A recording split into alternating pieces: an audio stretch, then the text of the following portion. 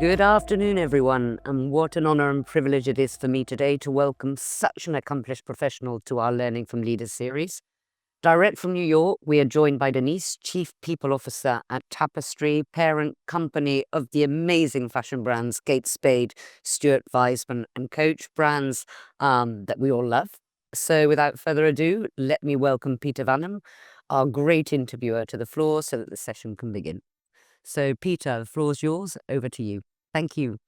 Well, thank you so much, and it's indeed a real pleasure. Those of you who have joined us in the past couple of months and years know that we have a particular interest in leaders from the fashion industry, and we're very pleased that Denise is joining us today. Denise, I'm going to ask you some serious questions in just a little bit, but before I do that, I should ask you, this is a special day for you, for everybody in the US, because you just had Thanksgiving, didn't you? We did. We had a long weekend of eating and shopping here in the US. It was a fantastic weekend. Oh, that's great. And where was the balance for you? More on the eating side or more on the shopping side? Um, I have to say that I probably did more shopping. I've been trying to focus on my health and well-being, and I did a lot of exercise to balance out the eating. I definitely did my fair share of shopping, and since today is Cyber Monday, the shopping will continue, actually. That's great. And does that include shopping at your own store at It's tapestry.com? very well, that's an ongoing process. Well, I hope that the company at least gives you some good discounts for employees. But I guess we'll find that out. Denise, thank you so much. I'm very honored, of course, or we're very honored to have you. A lot of our students are interested in the fashion industry. Live in cities, of course, that are in tune with what's happening in the fashion world, and maybe both buyers of your products and maybe also ever interested in joining your company if that's ever possible. We'll talk about all of that. But I know that as a way of introduction for the very few people that are with us that do not know Tapestry, you suggest we show a quick video. I know there may be a bit of an issue with the audio on the video, but could I perhaps ask that we watch that video first, and then I'll ask you all about Tapestry.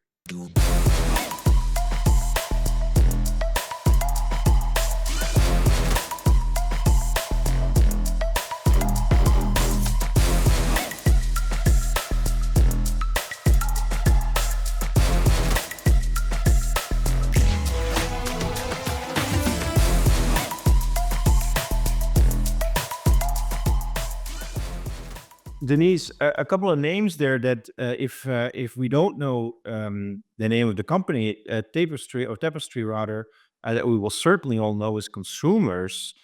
Coach Kate Spade, Stuart Weitzman. Tell us a little bit more about these brands and overall the company. What should we think of? Where do you fit into the fashion industry, both in terms of your positioning and perhaps some numbers that sort of give an indication of the size and relevance of those brands? Excellent. I will, but first I wanna thank you for inviting me today. It really is an honor. I know that you've had some incredible leaders come to these sessions, so thank you very, very much. I'm really I've been looking forward to this, and I'm delighted to be here today. And I'm delighted to work at a company like Tapestry. So I've been with the company for just over a year, actually. And Tapestry is a brand-led, people-centered company with approximately $6.5 billion in sales. And as Peter said, we have three brands: Coach, Kate Spade, and Stuart Weitzman. We have a total of about 18,000 employees, and we're in approximately 70 countries, and about 22 of those are wholly owned businesses. So our company is quite broad, quite expansive, and we're headquartered in New York City. That's amazing. I have to say, to give people an idea of that size, when you talk about $6 billion, I work also at Fortune. That would just about qualify you as a Fortune 500 company almost. That's really a huge company. It is incredibly focused on growth. That is one of the reasons why I am at the company, because it is a very growth focused organization. And the fact of the matter is that from a growth perspective, while we're 6.5 billion, while we're in 22 wholly owned countries and 70 other countries that we sell product through a wholesale channel, we have an incredible opportunity to continue to grow the organization. It's quite amazing because we have indeed had over the years some representatives of fashion companies, and while they're all iconic, few actually have that size. This is really a big. So where do you attribute that to? Is that because you're sort of some of your brands are perhaps more in the affordable luxury category, or how would you categorize the brands and sort of their positioning in the market? Look, we're trying to democratize fashion. And we want to make it accessible to anyone who wants to participate. So all of our brands, when you think about the Coach brand, which is our biggest brand, our Coach brand is incredibly inclusive and accessible to a wide variety of our customers. And then, our Kate Spade brand is very similar. Our Stuart Weitzman brand is much smaller, but also packs a powerful punch in terms of the product and the following, our consumer following at Stuart Weitzman. So, tell us about what that actually means, because I think most of us probably fit in the category where we probably could afford and may in fact, probably most of the people in this room, since the majority here are women, I suppose would probably have one of the products, one of the bags, one of the other accessories of either Kate Spade or Coach. Is that also what that bears out? If you look at your research in terms of who your customer is this really sort of like pretty much the potential customer is the majority of professionals living in urban areas having an interest in fashion? So the amazing thing about our brands is that they really are quite democratic. So when you think about, and I'll talk about the Coach brand and the Kate Spade brand, but the Coach brand in particular, it resonates across the globe. And there's an element here, which is we have an incredibly diverse customer base. And therefore, we design and plan experiences in our stores and online for a diverse customer base. So it is not a narrowly defined customer base. It really is quite a broad, diverse group of customers who are drawn to our products, and in part because, yeah, they are more accessible. It is a very democratic brand, but we are a very inclusive brand. So people who come into our stores or who engage with us online feel very welcome. They feel connected. They see people that look like them and sound like them. So we really have had a lot of success over the last several years in driving that connection with our consumer from a Coach perspective. And Kate Spade, we are really focused on accelerating our ability to connect with our consumers in a very different way. And I'll just say one other thing about that. Um, our company is brand led. So everything that we do in the company, whether you work within a brand or within a supporting function in the center, everything that we do is focused on the customer. So we make decisions based on what the customer wants, what the customer is using, what resonates with the customer. And that is part of our secret sauce, that we are so incredibly customer focused, which frankly is a bit different in some cases than other fashion brands. Um, Sometimes other fashion brands may tell customers what they want. We listen to customers. That I think that may resonate with a lot of people, especially as you contrast it with that other approach, where basically you sort of see certain brands basically talk. You could not talk down to a consumer, but essentially telling them what it is that fashion is, or what it should mean in their lives. That's exactly right. Oftentimes it may feel exclusive. What we are very focused on is being inclusive. Mm. Now, if you break that down, I wanted to ask you about the trends in the fashion industry that you're following, but it sounds more like what you're saying is in general we don't follow fashion trends, we follow trends of the consumer. So tell us, what are the trends among consumers nowadays that you were following? Yeah. Well, let me just clarify something. Certainly, our designers and our merchants and our product development teams are are very clear about what the trends are, and certainly that does get incorporated.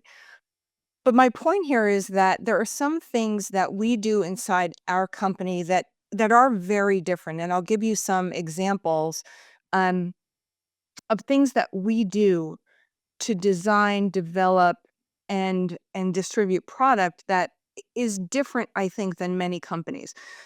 Number one, and this is certainly a trend out in the world, right? The fashion trend, sustainable fashion.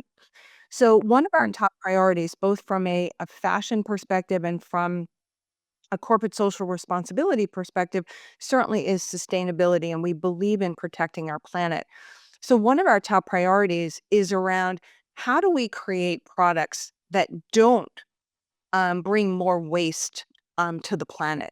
So we have products that are made from leftover raw materials, for example. Some of you may be familiar with our Coachtopia line. And these products can be reused, they can be recycled, they can be taken back. Um, we also have something called a Reloved program. And Reloved is really it's a circular concept where we will take back product, we'll refurbish it, we'll upcraft it, we'll remake it, and then we'll resell it so that again it goes on to see another life. And go and going specifically, Peter, to your question about like what are the trends, one of the ways that we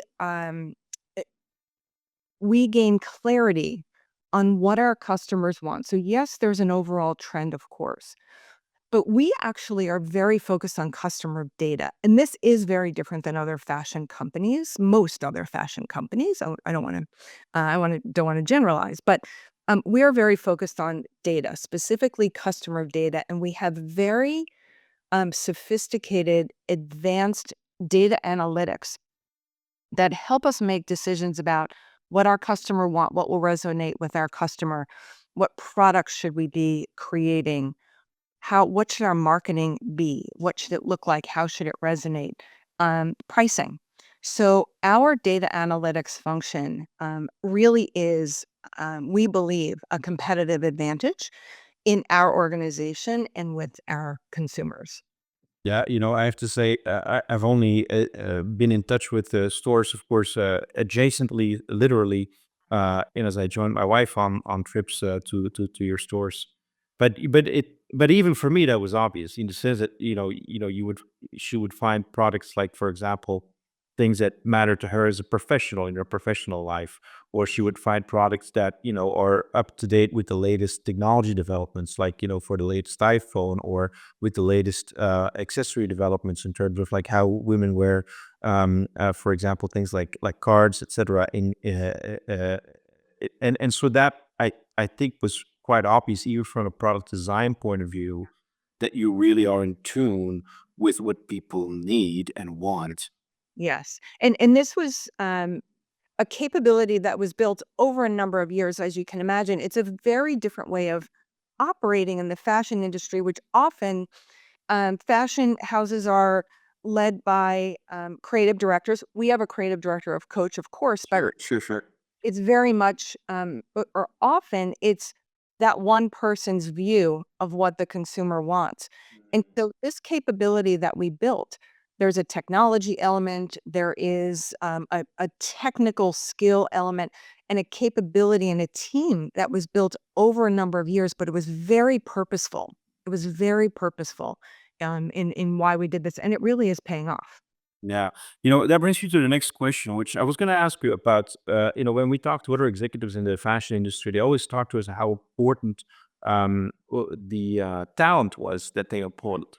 I took that to mean that it was important that they attracted, for example, the right creative talent. Yes. But I guess from your point of view, it sounds like that also integrates, the right people that know about their customers, about a product, about technology, about design, as well as the creatives. Is that right? That is 100% right. Look, creative talent is critical in a fashion company. There is no question about that. But the way that we think about our business and our customers, great talent is key and critical in a variety of areas. Yes, creative and design, merchandising, product development. But as I said, technology for us is a core path to connecting with our customers. So whether it's data, IT, digital, we really have built our digital capability over the last number of years. And again, it's really served us incredibly well. The other element that we think a lot about is our supply chain. So, what's amazing about our organization, if you think about our end to end supply chain, from design to product development, all the way through manufacturing and fulfillment, but particularly at Coach, but really with all of our brands, we talk about craftsmanship at scale. And so we need to have, all of our products, if you can imagine this, are handmade. Yeah, Every that's crazy to imagine, actually. it's kind of hard to imagine. And I was recently in Vietnam at one of our factories, and it is actually mind-blowing to see the level of detail that goes into a handbag or a shoe being made. But the fact of the matter is, as we think about talent, we've got to have talent that understands the end-to-end supply chain and all of the things that enable that end-to-end process. So even if someone is sitting in a finance role or an HR role, every one of those individuals has to understand the end customer and how their decisions from their seat impact the customer and the brand. And that's something that we really focus on. And as we think about bringing new talent into the organization, we do test for that and really evaluate that individual's understanding of what does it mean to be a brand or to be in a brand-led company? What does it mean to be thinking about how my decision impacts the consumer? It's a very integrated organization. And with that, you've got to have individuals who are really interested in the whole business, not just their specific silo. Yeah, that makes a lot of sense. And as you mentioned that, one of the other numbers that stood out to me is that, you have 80,000 employees. That's a huge 8,000, It, 18,000. 18,000 is a very high, it's a high number because if you got to have consistency, both in their understanding of the customer, but also, I suppose, which is important to the company as well, what values you have as a company, the corporate culture, and you're such a multinational. You talked about the dozens of countries that you're in, where there's differences across all kinds of lines. Is it possible to have that sort of one mindset, one culture at the company? And if so, how do you do that? And that, by the way, is my question to you, right? Because to be clear here, of course, you're representing the entire company as an executive, but you are of course, the chief people officer, I suppose, is what it's called in the organization, but that basically is responsible for all that talent at the company. yes, that's what they tell me. I'm responsible for all that talent at the company. Uh, you know what, Peter? It is possible to have a consistent culture throughout our enterprise. And there's a couple of things that I think about when I think about culture. Culture is really, when you get down to it, it's the behaviors, it's the language, it's the intentions that happen every single day with every single interaction. And so we actually have a framework and a foundation of what our culture is all about. And our company purpose is stretch what's possible. So if you imagine a tapestry can stretch, right? If you take out a tapestry, you can move it in different ways. And it's all about how can you stretch what's possible. The example I gave earlier of how do we use data insights to create something really unique and create a competitive advantage? That was an example of stretch what's possible. So we focus on stretch what's possible and then a series of values that support that company purpose. That is our r- foundation. That's the stake that we've put in the ground. And we are really focused on ensuring that every employee in the company understands that and understands what are the behaviors we expect to enable that purpose and to live our values. And we think about our organization in a way where we want to create opportunity for our employees. We want it to be a creative organization.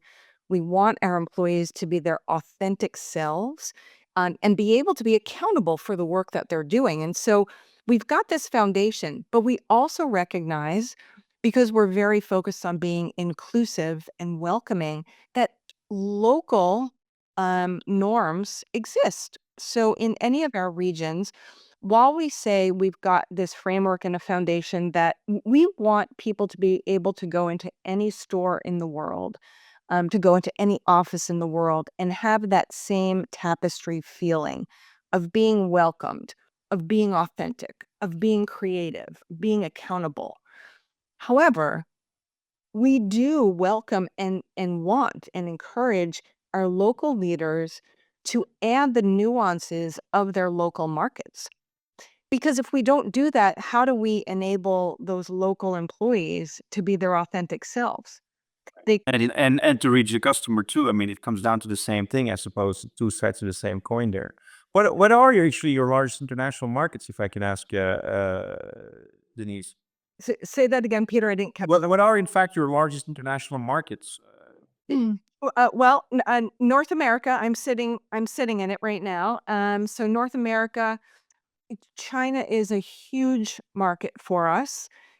Clearly, the UK is an incredibly important market. But then we have other markets that are, very close behind those major markets. Um, our Southeast Asia market is an incredibly growing market with a ton of potential. That's actually one of our markets. It's super interesting, where we have a lot of experimentation, where we do a lot of test and learn. And so there's a lot of things that come out of our market in Southeast Asia that we apply to the rest of the company. So while it's not as big of a market, say, as China, it's a very important market. Yeah, no, I could see that. And it's interesting, of course, because in those markets, especially, it seems like those are some of the markets where you have the end-to-end presence. Because you mentioned, like production in Vietnam. I suppose there's some market in terms of sales in Vietnam, but maybe you're also present in places like Indonesia or Malaysia, or of course Singapore, which have a larger sort of power purchasing parity, and you would probably see that sort of end-to-end presence there. You absolutely do. And I literally was there about a month ago, and you see the entire view of everything that happens in our company right there in Singapore, in that Southeast Asia region. No, it's amazing. I've been there as well. It was really interesting to see how I saw it in the case of, for example, Facebook, who employed local creative people there to design certain things for Facebook. At the time, was the company was still called, but at the same time, these young women were also obviously target consumers and target customers and sort of target audience for this company, especially in terms of Instagram. I don't want to diverge too much because we do still have a lot of questions for you, Denise. The last question I'll ask you about the company. Then I will ask you some personal questions, then we get student questions. You keep on talking about inclusion as being one of the core things for you throughout the company, from your personnel to your customer. And we can totally see why. I think we would all agree with the analysis that you make.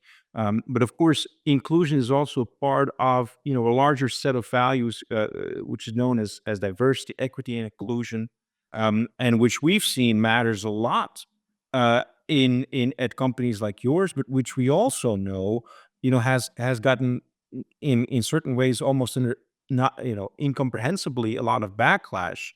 Um, could you tell us a little bit about how you deal with that as a company? Because you remain very clearly committed to this, and we can see why. But of course, you're not immune to to societal pressures either. Right. So, and I mean, this is a big question we could probably talk for hours about, right?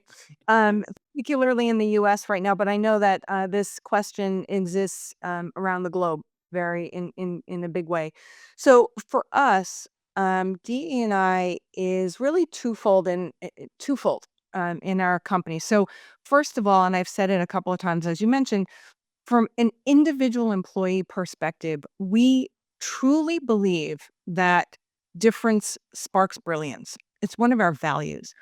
And so to different backgrounds, different experiences, different perspectives.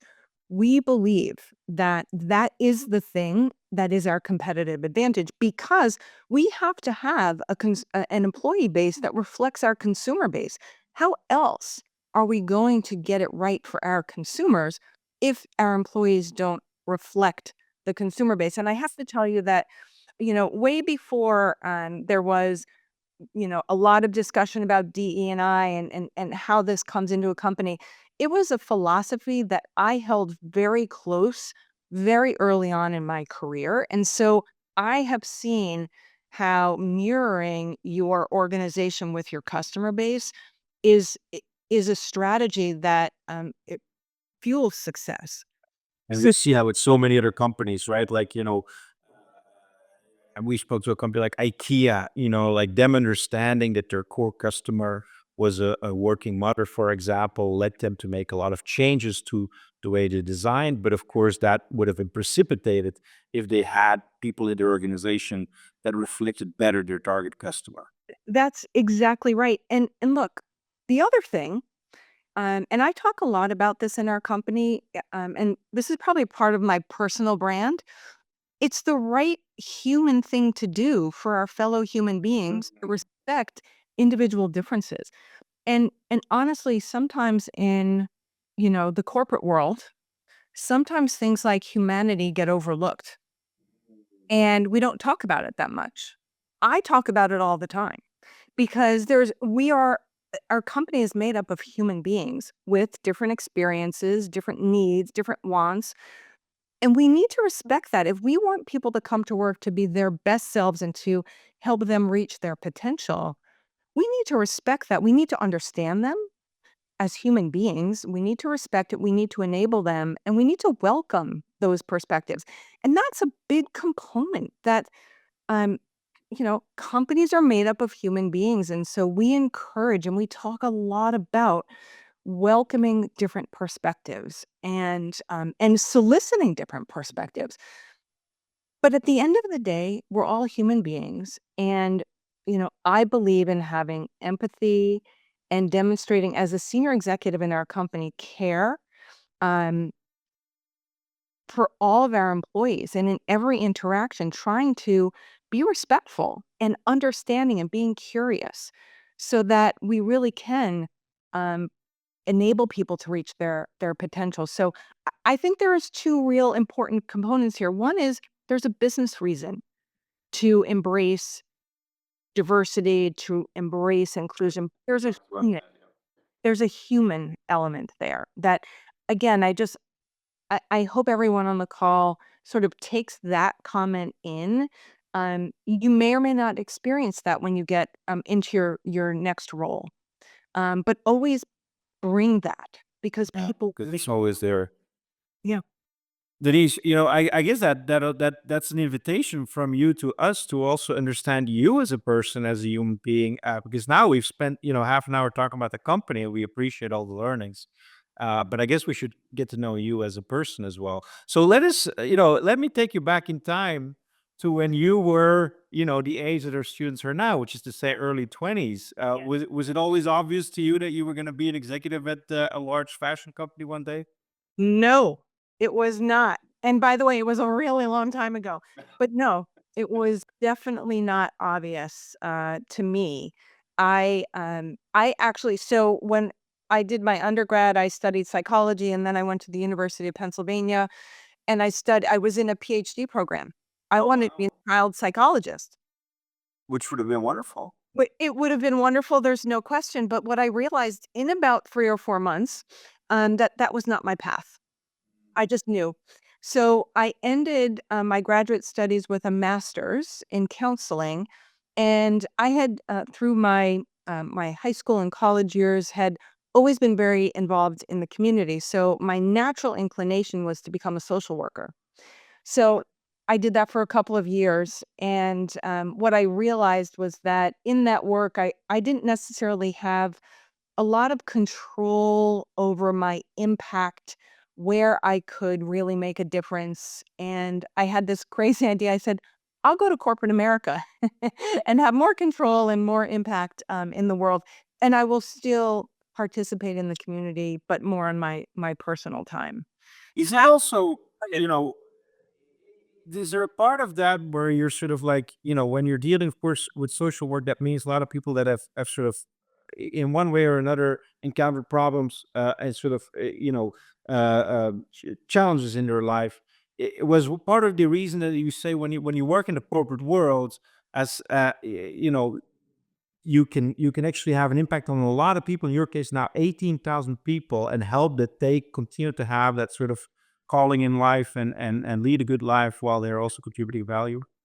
Yes, and you know what's interesting, and I actually had just thought about this. I hadn't thought about this before, Peter. You got me to get to this place. But I think my experience in my first role, really seeing that the way that that organization or just social work in general is constructed, it's not necessarily constructed to enable people to be successful. It's not. And again, that's a conversation for a different day. But every role I had when I did get into more of a corporate role, I was always very focused on how do I make an impact? How can I make change? How can I move something forward versus letting it kind of sit? And that I think has been a big difference in my success. And I've done it maybe even a little bit unconsciously, but that was something that it was always really important to me.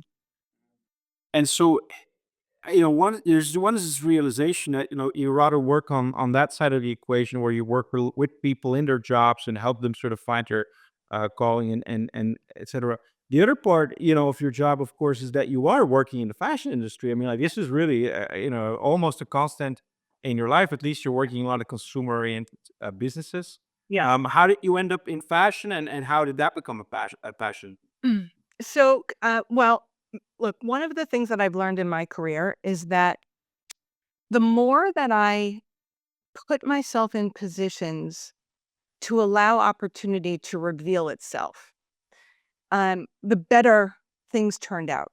So the more that I felt if I tried to control the next roles that I would go into, it didn't work out. But once I realized letting things reveal itself, the right things come. So I ended up I did a short, a stint in HR consulting when I left social work.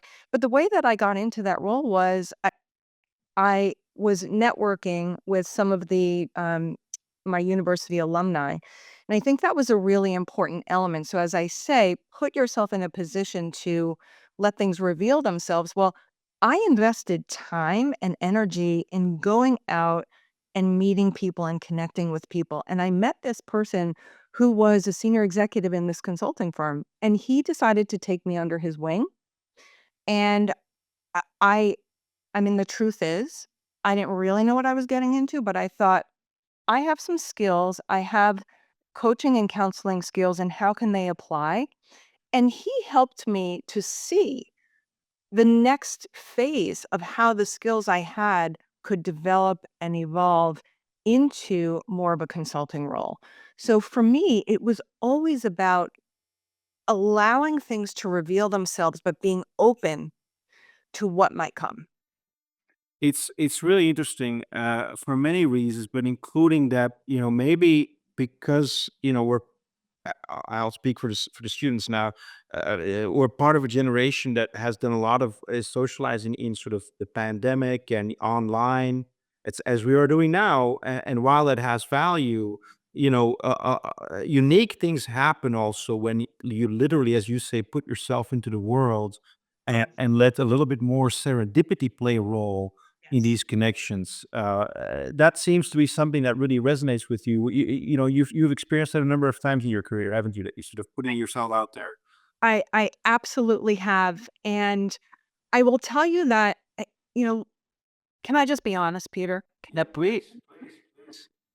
I do think that in some cases today, across all generations, this isn't necessarily generational, but I do think that investing time in relationships that are not online or in social media, investing time in relationships is really valuable.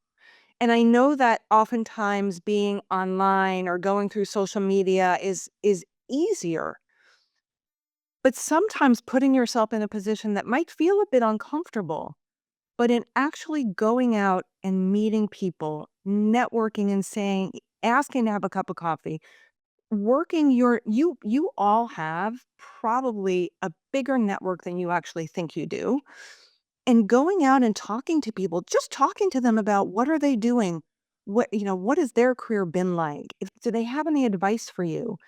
The more that you do that, the more you get connected to new ideas, to new people. And I do believe that as a culture, getting back to being more proactive in managing our career and our outcomes versus waiting for something to come to us because we applied for something online, I think is far more effective. It's really a valuable lesson I find. By the way, also for me, Denise. I mean, like, we I think we've all grown accustomed a little bit to that other way of working because at some point we had to. And in fact, this class is an example of that. Now, there's obvious benefits to this, right? Like we have the luck and the chance to talk to you largely because we also have that online offering. And that's a very clear benefit for all of us who are interested in that journey and that path in that career in that industry. But I'll give you the example. 2 weeks ago, we most of the students in the call today were able to attend an in-person uh, uh, learning from leaders as well, and then probably people in the call will agree. Like it is true. Then by being put in a situation where you can actually go to that person, you might actually approach them in a different way, and different conversation might evolve from that. And that's the lesson, as you say, for all of us. Yeah, it's a both and, right? It's not one or the other. It's a both and it's infusing the more personal um, into the virtual. Yeah. Well, we look forward one day to welcoming you in Barcelona or Munich, or maybe we should just come to New York and see you there. Is what it That would sounds be like. great. That would be I love Barcelona, so I should go there again. Actually, I haven't been in a while. It's great, and I will say, as much as we love Kate Spade and Coach, there's actually some nice brands in Barcelona as well that you might know of. I think one of the largest IPOs in Europe, in fact, this year was from a Spanish-based fashion company. They're You might know that. You might know that. grand. They're good stuff. I'll ask you one more question. Then we get to the students because they've been waiting patiently for to ask you a question as well. We now know you as an executive from an iconic fashion company, but you've worked at many other companies as well. I think one that stood out to me was Party City. Party City being basically a store for people who like to party. Yes, and organize birthday celebrations, etc. And we definitely been there for our kids.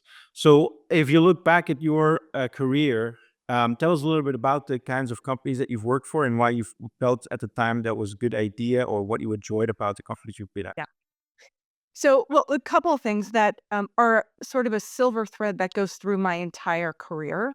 One I've already shared, which is I let things reveal themselves, and I generally didn't say no to new opportunities. The other thing that always seemed to happen was just as I was getting kind of comfortable in a role, I went into a new role. And so I was always very willing to be uncomfortable. And sometimes that's really hard, but what I'm confident is that if I wasn't willing to be uncomfortable, the opportunities that revealed themselves, I don't think I ever would have taken. So what's interesting about my career is that it really did build on each role built on the next. Even back from when I was in social work, there were skills and experiences that I had and I got in those in that role that frankly I still use today, right? That level of empathy and understanding. Um, as I think about my career at Gap Inc., I was there for 17 years. And it was really important to me that I had a lot of different experiences there. So I very proactively ended up in every brand at Gap Inc. I ended up in, I was in a corporate role. I was in a field, like a stores role. I was one of the first employees in our online business. I led an international HR function. I led an outlet function. So for me, my career was always focused on how do I go into the next role where I can learn something new, number one, where I could get uncomfortable because that's when you grow. The only way you grow is when you're uncomfortable. And then I was also very willing to do things that other people hadn't done before. And that was also a very interesting learning. That's also kind of part of my brand where I'll do things. I was the first one of something in many of my roles at Gap Inc. Then I did something that a lot of people don't do, and I actually took some time off. I'd been traveling a lot, and I decided that I would take time off. It was supposed to be a year. It ended up being a year and a half. I was doing a lot of fun travel, but taking a sabbatical is something I know you're all like thinking about your first career and getting into the work world, for many of you. But taking a sabbatical and stepping away is a really, I think, and in retrospect, important way to keep perspective in your life, in your career. And if you can do it, I do encourage people to think, even if it's short, you don't have to take a year and a half off. But even if it's a short amount of time to step away and get some perspective somewhere in your career, I think is important. And then I went to Estee Lauder, and the reason I went to Estee Lauder was because I was taking all of the experience and the really world-class HR that I learned at Gap Inc., and I brought that to a company that was very branded. We had about 23 brands at Estee Lauder. So that was an experience for me where I then could go in and teach others, and that was super exciting. And I was very happy at Estee Lauder, and I got a call to become the chief HR officer at Party City, and I will tell you the truth. The truth is that I never had a desire to be in the top HR job. Huh. I like to be number 2. I like to go under the radar a little bit. But there was something that said to me, "You're comfortable, go get uncomfortable." And I did. And it was the best decision I ever made because I love this role. And I learned and I jumped into a role. I had no idea what I was doing, truth. But I figured it out. And I took my experience and I applied it. And then eventually got a call about a role here at Tapestry. And again, things reveal themselves. I was very comfortable at Party City. I And would be too. I'd stay there forever if I could. it was super fun, I have to say, it was super fun. But I was very comfortable. I helped to really rebuild the company, and I thought, yeah, this now Tapestry, one of our strategies is acquisition. I've done some acquisition work in my career, and so I'm super excited to help to grow the company and to go through some acquisitions in the next few years. But again, it was all about I'm comfortable, now let's get uncomfortable again. And really great things happen when you're willing and courageous to do it. That's fantastic. I see in the reactions from the people that are attending, and that they're all taking notes. I am too, because what you said. You got to make sure that you're comfortable because that's where you learn. Or also the advice of taking a sabbatical, which I think for most students comes a little bit early It's a little life and career, but definitely resonates with me. And I can see the reactions there.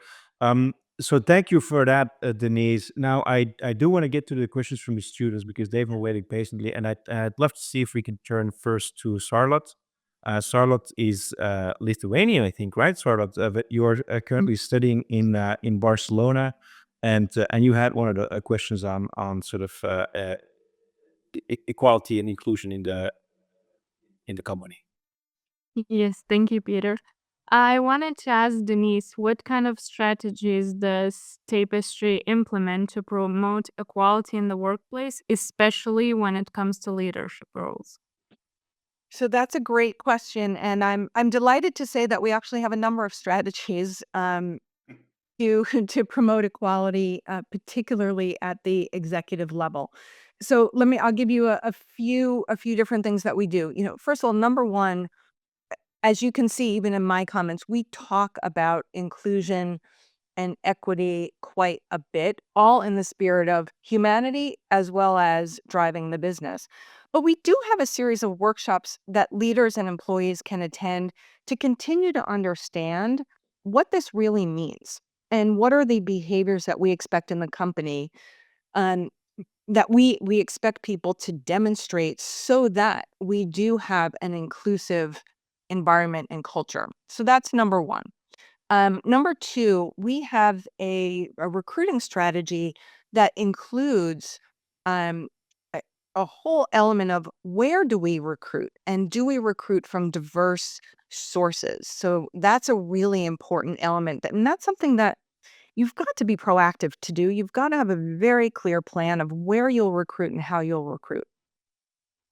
In fact, for director and above roles, well, first of all, let me just say, we require that every role that we have open in the company gets posted, so at least for 10 days. And why do we do that? Because if we're thinking about equity and equality, we want everybody in the company to have an opportunity to apply for any particular role. We don't want it to be based only on who you know and did you get a tap on the shoulder. We want people to have the ability to raise their hand to say, I'm interested in that. We want people to have that ability equally. For directors and above, we will not extend an offer to a candidate unless we have demonstrated that we have had a diverse slate of candidates for that particular role. And we're committed to that. And so if that takes longer to get to that diverse slate, to get to the decision, then so be it. So it's on, it's on the hiring manager to ensure there's a diverse slate, and it's the responsibility of my recruiting team to ensure that we have a diverse slate strategy. Wow, that's fascinating, Denise. And talk about thank you indeed, and talk about uncomfortable, right? Like if you think about how uncomfortable that must make a lot of people throughout these processes, but I guess with the higher good in mind. Um, a lot of our questions are about this. I'll ask Laura now. Perhaps Laura, focusing a little bit more on international part of the job. Laura, who's Portuguese but also stays in Barcelona. Yeah. Hi, Denise. Thank you for sharing such good insights. Yeah, as Peter said, like as an international business student, I would like to know how does the company adapt his human resources strategies to balance global consistency with local culture and regulatory requirements across different markets. Yeah. So it's tricky. It's very complex. But I said earlier that we do have this foundation of our company purpose, values, the culture that we are creating. And so that is something that is really a cornerstone across all of our markets. That said, we are very focused on enabling decisions to get made as close to the consumer as possible and as close to the employees as possible. So what does that mean? While we have a philosophy and some high level, let's just take the employee experience, the employee journey from recruiting all the way to onboarding, development, managing performance, and maybe exiting the company. We have a high level approach to that. But to your point, there are a significant number of local regulatory requirements. And so we don't try to control those from the center, from our corporate office.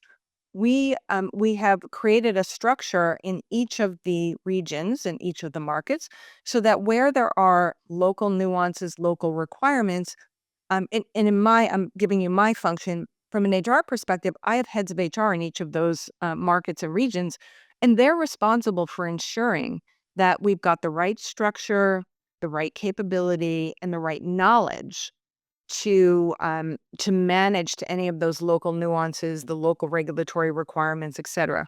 Now, we do have an audit process and we do have other control mechanisms in place to check, but there's a level of we've got to have the right talent and the right people leading these different parts of the business in each market to understand their markets and be accountable to managing their business in the market and the employee experience well. And that's what we do, because there's no way, and this is something I think that's important. Probably a lot of companies try to manage from the center. There's no way that I, sitting in New York, can manage local regulatory requirements in China. And I have a great leader there, a great head of HR. There's a great head of the region, and we trust that they're going to manage that on behalf of our company. Yeah, it's that's also uncomfortable, I suppose. Is letting go or sort of trusting your local teams, but it is crucial to success, Yep. as we've all, well, not all, but as I'm sure you found out, as you just said.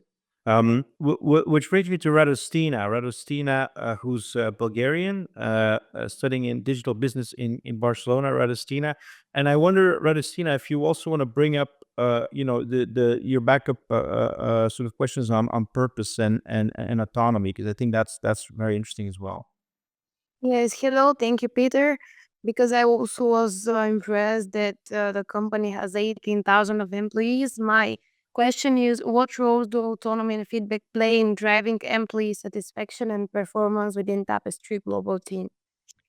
So thank you for that question. And it's actually feedback and autonomy play a critical role. So number one, we continue to work on ensuring that our employees feel like they have the autonomy to make decisions. And it's super important that when you put that in place in a company, and that always evolves, right? You never actually achieve it. You just keep trying to get better and better and better in enabling employees to make decisions and be accountable and autonomous for the decisions that they're making.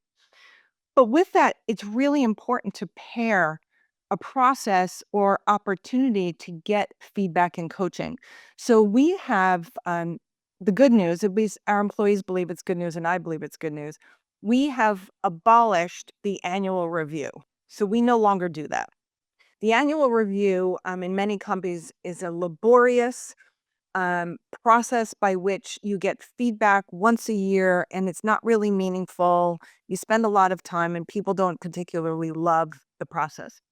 So what we got, I want to come work for Tapestry right now. is it? Oh, it's so great. I'm ready. It's amazing. But what we've done is put in these quarterly conversations. We call them quarterly snapshots. And in the quarterly snapshot, every single employee has, and it's a brief conversation, maybe 30 minutes a quarter. And in that 30 minutes, there's a review of or a discussion about how is the person doing as a human being? How are you doing? We want to stop and ask that question. How are you doing on your goals and priorities? Where are you making progress? Where do you have challenges? And as a leader, how can I support or enable the work that you're doing? Where do you need some more partnership? And then as a leader, I can give my employees any feedback that perhaps I hadn't given them through the quarter, but at least it's a touch point. It's one moment every quarter where we can say, let's talk about how things are going. I also encourage my team to give me feedback. Where can I be more supportive? What am I doing that's enabling you? What am I doing that's driving you crazy? So we have a really, I hope I don't do a lot that drives people crazy, but maybe sometimes. But so we have a really open dialogue. So truly, this is the moment that it's for the employee, and we've gotten such positive feedback from the employees and from leaders about this process, because it's a way to ensure that the employee and the leader are on the same page. They understand where the work is, and each of them understands what they need to do to contribute to support the other person. So you can't have autonomy without having some feedback and some support and enablement, and that's how we pair those together. That sounds great. Where are you next? I'll follow you, Denise. Unless, of course, you want to be inclusive of people like myself in your organization. That there's a place for me there right now. But let's get to our final question. Elisabetta is also studying in Barcelona, also doing a master in digital business. Hello, how are you? And after for the final question of today, go ahead. Hello. So I would like to know more, how does Tapestry leverage technology and analytics to enhance HR processes from recruitment to employee engagement and performance evaluation? So this is a really interesting and very timely question for us at Tapestry. So one of the things, so we have an HRIS system that we use, of course. There's a couple of components here. One, I first want to talk about data. So your analytics question. We, from an HR perspective, and again, I've been there for a year, and one of my areas of focus has been to build more data analytics capability from a people perspective. So it's something that we hadn't really focused on previously, but now we've actually dedicated some roles in the company to purely looking at data analytics and helping to inform decisions that we are making as an HR organization and as a leadership team. The other thing that we're doing, we're actually now in the process of shifting the HRIS system that we currently have. We're going to a completely new platform, and it's really important because that platform that we're going to is enabled by AI. That platform has much different reporting capabilities. And most importantly, it's really, it's much more user-friendly. And why is that important? The current technology that we're using, and many of you will go into companies probably where you have really advanced technology and maybe technology that needs to catch up. But the technology that we currently have that we're switching out, we have thousands of employees who work in stores. So we need to make it as easy as possible for an employee in a store, a fulfillment center, or in our corporate offices to go into our people system and do whatever transactions they need to do. They need to be able to report on their teams, etc. Our system today doesn't enable that, but we are putting in a new system. It'll take a bit of time. We're putting in a new system, and we're putting in a whole new communication platform that will better enable our employees to transact, to get data, and to communicate. And those three things are super important because one of our pillars, our people priorities, is to make it easy to be an employee in our company. And today, in all transparency, we haven't made it as easy as we should. So we are moving. So within about 12 or 18 months, we should be in a very, very different place. It's an important question that you've asked because making it easy for people to do their jobs is critical. Yeah, and Denise, I have to say, we managed to get through 58 minutes of the conversation without mentioning AI. That's got to be a new record in the modern age. Congratulations to you. And somebody beats the record, I'll let you know. But now we're actually at the end of our conversation. Maybe just very quickly, if you had to give one piece of advice to students about, anything really, but to pursue a professional career or including a Tapestry, what would it be? Be courageous. That's Just fantastic. be courageous. Trust yourself, trust your capabilities, and be courageous. And by being courageous, good things will come.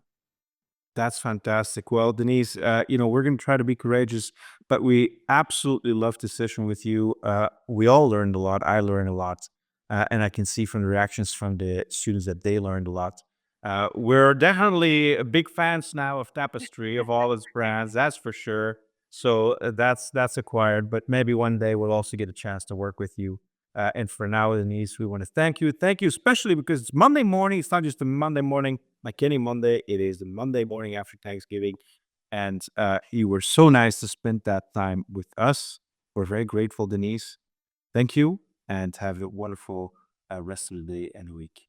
Thank you. Have a great week, everyone. Thank you for having me. Thank you so much. And everyone else, we'll see each other again next semester. This was the final Learning from Leaders for this semester. We hope you enjoyed it, and see you soon. Bye.